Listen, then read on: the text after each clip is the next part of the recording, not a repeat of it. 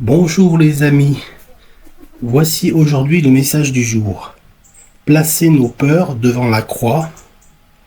Voici 5 promesses de la croix pour confronter tes peurs. T'es-tu déjà demandé qu'est-ce que la croix pouvait faire pour moi 2000 ans plus tard? Comment elle pouvait prendre vie dans ma vie, dans mes souffrances, dans mes peurs, dans mes questionnements du quotidien? Eh bien ce matin, je te propose des promesses, déclarations divines qui ont le potentiel de changer ta perspective, de changer tes prières et de changer ton quotidien. L'œuvre de la croix ne s'arrête pas là. Les 5 grandes souffrances auxquelles toi et moi pouvons être régulièrement confrontés au quotidien ont été réglées à la croix. Par exemple, la peur de manquer, la maladie, la honte, la solitude ou les héritages familiaux, les conflits, les héritages des conflits familiaux.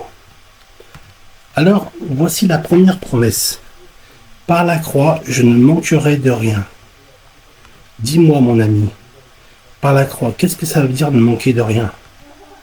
La libération des mœurs et ses dérives depuis une trentaine d'années, qui devaient remplir les cœurs de bonheur, ont provoqué tout l'inverse de l'effet escompté.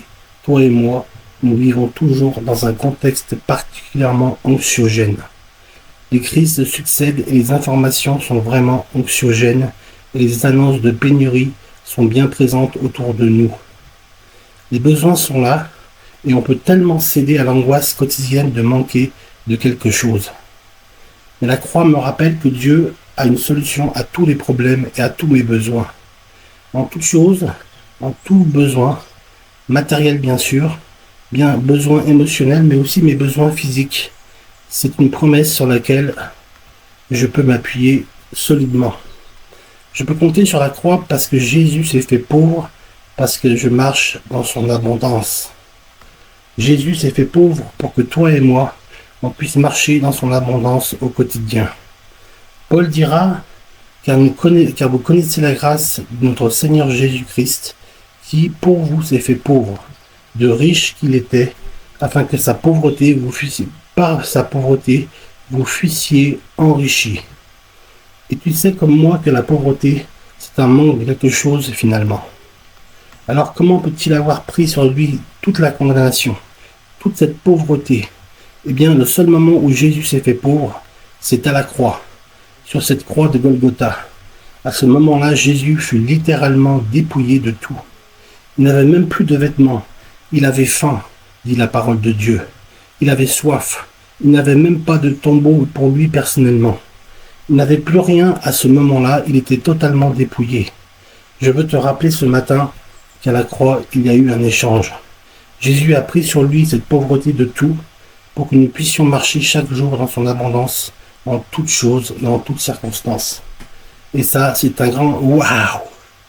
Quel privilège! Nous avons, Dieu a pourvu à tous nos besoins. Il y a 2000 ans déjà. Dieu a pourvu à vraiment tout. Il a tout prévu. Aujourd'hui, l'éternel Dieu est El Rapha, Dieu qui guérit encore aujourd'hui. Alors peut-être que ce matin, tu as besoin d'entendre dans ton environnement, tu peux faire la différence et que le roi des rois, Jésus, veut faire la différence parce que c'est une promesse qu'il nous a faite, qu'il a réalisée à la croix.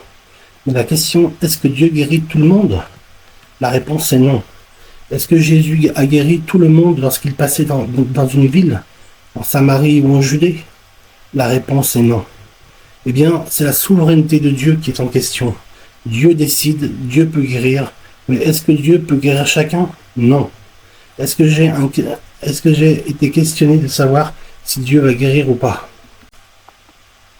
La croix a la puissance de briser ces cycles, les cycles familiaux héréditaires, sur ta vie, sur ma vie, sur nos familles. La croix a la puissance d'arrêter la course des événements. Pourquoi?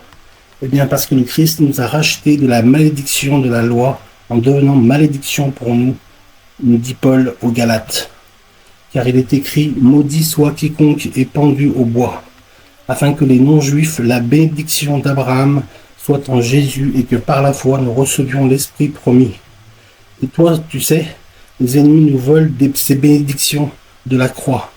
Car bien souvent, on est même inconscient, nous chrétiens, mais aujourd'hui, toi et moi, nous pouvons proclamer à la croix toute malédiction qui pesait sur moi a été rendue en bonheur, en bénédiction. Toute malédiction qui pesait sur ma famille, tout cycle de malédiction sur ma famille, sur mes aïeuls, sur un héritage, sur des conflits familiaux ou des gènes ont été brisés à la croix au nom de Jésus-Christ. Amen.